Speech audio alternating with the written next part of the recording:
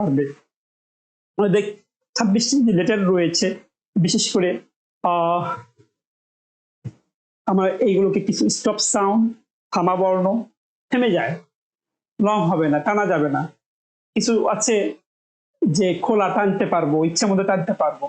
কিছু আছে কণ্ঠ থেকে আসে, আর কিছু বর্ণ রয়েছে সেগুলো কণ্ঠ থেকে আসে না। আমরা দেখতে পাবো যে এখানে কিভাবে। এখানে যদি প্রথমে আলোচনা করি, স্টপ সাউন্ড, থেমে যাবে, ঠিক আছে। স্টপ সাউন্ড ধরুন ব ব ব, এইভাবে টানি না আমরা, ব এইভাবে টানি না, ব ব, ঠিক আছে। দ দ দ,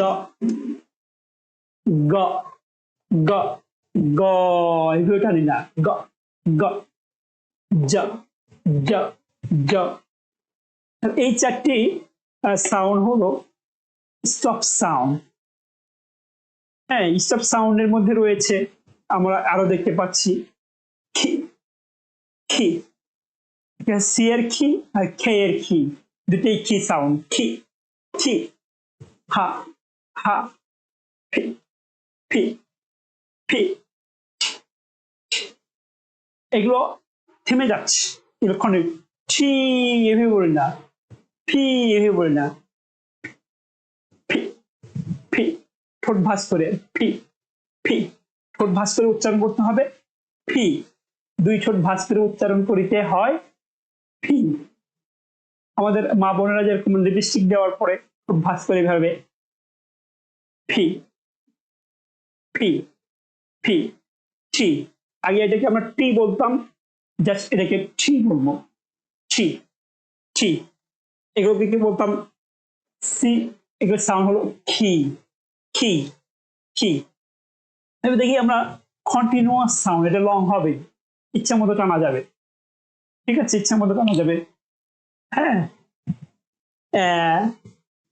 এ ই অ আ, এ এ ই অ আ, শর্ট সাউন্ড এগুলো।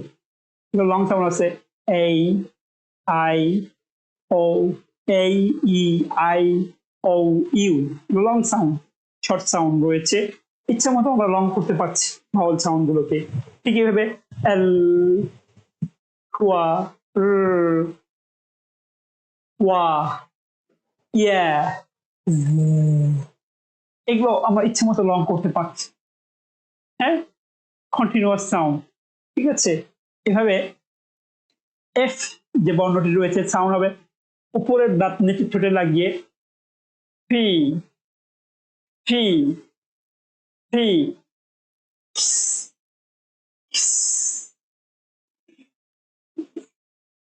এভাবে আমরা উচ্চারণ করব।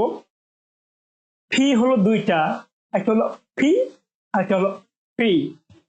পি এর যে আমরা ফি উচ্চারণ করছি, সেটা এখানে আমরা একেবারে দম বন্ধ করে এখান থেকে শুরু করে ঠোঁট দিয়ে বের হয়ে যায়, এটা ধাক্কা পাবে, দেখা যাবে যে একটা কম্পন হবে। আমরা যদি এটা ধরি, দেখা যাবে বাতাস বের হয়ে যাবে, কিন্তু কোনো বাতাস বের হয়ে এটা কম্পন সৃষ্টি করবে না। পি এর আমরা যেটা পি উচ্চারণ করতাম, এটা আসলে পি না, এটা ফি হবে, দুই ঠোঁট ভাঁজ করে বাতাস বের হয়ে যাবে অনেক জোরের সহিত, এখান থেকে শুরু করে ঠোঁট দিয়ে বের হয়ে যাবে। দেখতে পাচ্ছি একটা কাগজ যদি আপনারা নেন তাহলে দেখা যাবে বাতাস বের। এফ এর যে ফি আছে, কোন রকম কি কম্পন সৃষ্টি হবে না। এইভাবে আমরা দেখতে পাচ্ছি যে কোন বর্ণটি, কোন ধ্বনিটি কোথা থেকে উচ্চারিত হবে, এটা যদি আমরা জানা থাকি তাহলে আমাদের কথাগুলো সুন্দর হবে।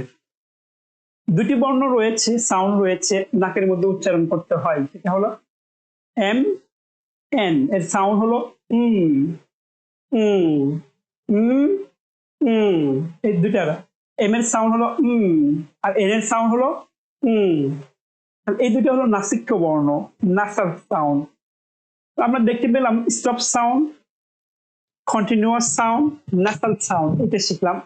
এখন আমরা জানবো ভয়েস সাউন্ড অ্যান্ড আনভয়েস সাউন্ড, কণ্ঠীয় এবং কণ্ঠ ছাড়া, যেগুলো কণ্ঠ ছাড়াই উচ্চারিত হয় বাকযন্ত্রের অন্য অংশ ব্যবহার করে। 3টে আঙ্গুল এভাবে নেবেন, নিয়ে ভোকাল করে হাত দিবেন এখানে। যদি ভায়োবেট হয়, কম্পন হয়, তাহলে বুঝবেন এগুলো কণ্ঠীয় ধ্বনি, ভয়েস সাউন্ড। আর যদি কণ্ঠ ভোকাল ভায়োবেট না হয়, তাহলে বুঝতে পারবেন এটা হলো আনভয়েস সাউন্ড, ভয়েসলেস সাউন্ড। ঠিক আছে, আমরা দেখতে পাচ্ছি এখানে ভয়েস সাউন্ড গুলো উচ্চারণ করতে, দেখেন এখানে হাত দেন, ব ব, এখানে ঠোঁট লাগতেছে এবং কণ্ঠ লাগতেছে, ব ড ড গ জ। প্রত্যেকটা সাউন্ড উচ্চারণ করতে দেখেন আপনার কম্পন হচ্ছে, ভায়োবেট হচ্ছে। এ এ ই অ আ সবগুলো ভায়োবেট হচ্ছে, খেয়াল করুন। এভাবে এল ল খুয়া ওয়া উ উ ইয়া, এভাবে আমরা দেখতে পাচ্ছি যে এগুলো ভয়েস এখানে কম্পন হচ্ছে। কিন্তু এগুলো উচ্চারণ করতে যান, আনভয়েস সাউন্ড গুলো, এগুলো কম্পন হবে না। হাত দিয়ে ধরেন, 3টে আঙ্গুল দিয়ে, হা হা হা,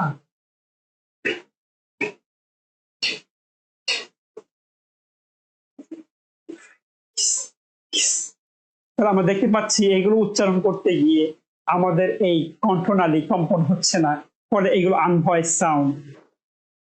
তাহলে আমরা জানলাম nasal sound, stop sound, continuous sound, voice sound and unvoice sound. এইভাবে যদি আমরা একটু খেয়াল করে লক্ষ্য করে ইংরেজির সাউন্ড গুলো আমরা প্রনাউন্সিয়েশন করি, তাহলে আমাদের কথাগুলো সুন্দর হবে, শুদ্ধ হবে। আর শুদ্ধ কথা আমাদের শেখা প্রয়োজন, আমাদের ছোট ছোট কোমলমতি শিক্ষার্থীদের প্রয়োজন। আশা করি এই ক্লাসটি আপনাদের ভালো লেগেছে। যদি ভালো লেগে থাকে, আমার এই চ্যানেলটি সাবস্ক্রাইব করবেন, লাইক দিবেন, শেয়ার দিবেন। আমি নতুন কন্টেন্ট ক্রিয়েটর হিসেবে যাত্রা শুরু করেছি, আমাকে সাপোর্ট করবেন। এটা যদি আপনাদের উপকারে লাগে, তাহলে শেয়ার করে অন্যদেরকে জানার সুযোগ করে দিবেন।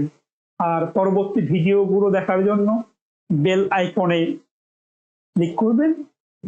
আগামী দিনে আরো নতুন নতুন ভিডিও নিয়ে আসার চেষ্টা করব, এবং জাতিকে দেওয়ার জন্য আমার কিছু কাজ চলছে। ইংরেজি রিডিং শেখার উপরে খুব অচিরেই আমার একটা বই আসছে, স্মার্ট রিডিং বুক, আন্তর্জাতিকভাবে প্রমাণিত, বৈজ্ঞানিকভাবে প্রমাণিত, আন্তর্জাতিকভাবে স্বীকৃত। বইটি হলো স্মার্ট রিডিং বুক।